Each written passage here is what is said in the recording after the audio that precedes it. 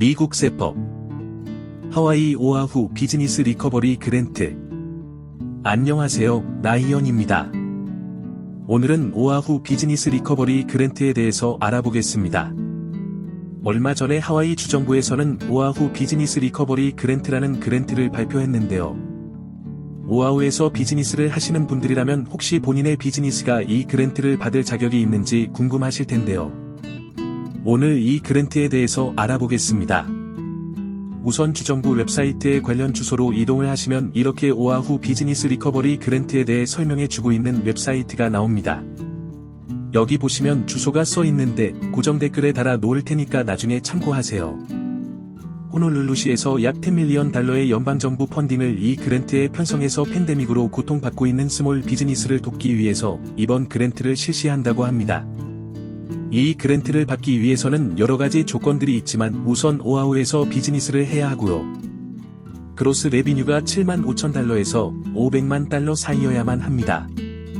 그리고 2020년과 2021년 넷 인컴이 2019년의 넷 인컴과 비교하여 25% 이상 감소했음을 증명해야 합니다. 자격 요건의 디테일로 들어가면 넷 인컴을 계산할 때 애드백하는 항목들이 있어서 나중에 다뤄드리겠지만 단순히 넷 인컴만으로 25% 감소를 증명하는 것은 아닙니다.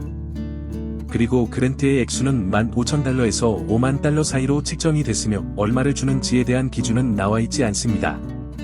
따라서 아마도 신청을 하시게 되면 시정부의 기준에 따라서 제시해준 금액 사이를 받게 되실 것 같습니다. 그리고 신청 접수는 2023년 1월 30일 오전 8시부터 받는다고 하는데요. 오직 400개의 신청만 받고 접수를 마감한다고 하니 빨리 신청하시는 것이 관건이겠습니다. 그리고 신청 접수와 그랜트의 지급은 퍼스트 컴 퍼스트 서브드 베이시스, 즉 먼저 신청한 사람을 먼저 주겠다고 합니다. 그럼 좀 더 디테일한 부분으로 들어가 보겠습니다. 여기 보시면 어플라이 포 그랜트라는 버튼이 있고 엘리저빌러티 크라이티리어라는 버튼이 있습니다. 현재는 두 개 다 눌러도 같은 사이트로 가게 되는데요. 나중에 30일 오전 8시가 되면 어플라이 포 그랜트를 누르시면 자료를 업로드하고 회사 정보를 입력하는 곳으로 이동할 수 있게 될 것 같습니다. 그럼 아무 버튼이나 누르고 들어가 보시죠. 이동된 사이트로 들어가 보시면 디테일한 내용들을 보실 수 있는데요. 우선 넷 인컴을 계산할 수 있는 엑셀 파일을 제공하고 있습니다. 한글로도 되어 있으니까 한글이 편하신 분은 한글로 된 순이익 계산 양식을 다운받으시면 됩니다. 그럼 넷 인컴 캘큘레이션 포엄을 다운받아 보겠습니다. 자, 이 양식에 본인 회사의 넷 인컴을 입력해서 이번 그랜트의 자격이 있는지의 여부를 알아보실 수 있습니다. 여기 보시면 아시겠지만 넷 인컴에서 그동안 받았던 페이첵 프로텍션 프로그램 론 이 중에서 면제를 받으셨다면 면제받은 액수, 이 액수를 애드백해야 합니다. 셔터드 베뉴 아퍼레이터 그랜트, 이건 방송 미디어 관련 산업에 종사하는 회사가 신청해서 받았던 그랜트이지요. 그리고 레스트란트 리바이털러제이션 펀드 그랜트, 음식점을 운영했던 회사가 받았던 그랜트이고요. EIDL 어드밴스, 긴급재난 지원금으로 종업원 1명당 1,000불을 받았던 그 그랜트입니다. 그리고 하와이 비즈니스 피버트 그랜트. 그리고 여기에는 적혀있지 않지만 시티 앤드 카운티 오브 하놀룰루 그랜트 등 케어즈 액트의 명목으로 받았던 그랜트들을 여기에 적어야 하고요. 그것들의 총합은 넷 인컴에 다시 애드백을 하시게 됩니다. 그렇게 해서 어저스티드 넷 인컴이 2020년과 2021년이 2019년보다 모두 25% 이하로 떨어졌다면 이번 그랜트의 자격이 되십니다. 한번 숫자를 적어가며 설명을 해드리겠습니다. 우선 자영업자라고 가정해보지요. 여기 양식에 보면 자영업자 즉 스케줄 C 파일러는 해당 양식의 라인 31을 적으라고 되어 있습니다. 자, 이 양식이 스케줄 C입니다. 여기 보시면 31번이 여기지요. 본인의 세금 보고서를 보시고 여기에 써있는 숫자를 그랜트 계산식에 쓰시면 됩니다. 자, 여기 이 숫자를 계산식에 써봅시다. 그리고 같은 라인에 2020년 세금 보고서에는 25,000이라고 가정하고 써봅시다. 그러면 여기 이 퍼센티지 부분이 마이너스 28.6%가 나오죠. 그러면 25%가 넘었기 때문에 그랜트의 자격이 있습니다. 그리고 2021년에도 똑같이 라인 31이 25,000이라고 가정해 봅시다. 그런데 PPP 탕감된 액수가 $20,000가 있었다고 하면 여기에 이 액수를 적으셔야 하는데요. 자, 이렇게 적게 되면 2021년은 2019년에 비해서 어저스티드 넷 인컴이 28.6%로 늘어난 것을 보실 수가 있습니다. 이렇게 2020년 혹은 2021년 한 해라도 2019년과 비교해서 ANI가 25%가 넘었다면 이번 그랜트의 자격이 없으십니다.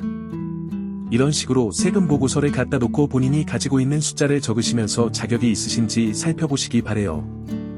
여기서 넷 인컴에 적는 숫자는 스케줄 C의 경우에는 라인 31번, 그리고 S 코퍼레이션인 경우에는 네 번째 페이지에 있는 스케줄 K의 라인 18번, 그리고 파트너십인 경우에는 다섯 번째 페이지에 있는 라인 1번, 넷 인컴이라고 씌어있는 부분에 있는 숫자를 가져다 쓰셔야 합니다.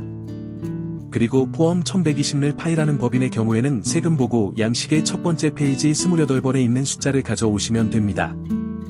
그리고 넷 인컴이 25% 이상 줄어들었다는 것만이 자격 요건은 아닙니다.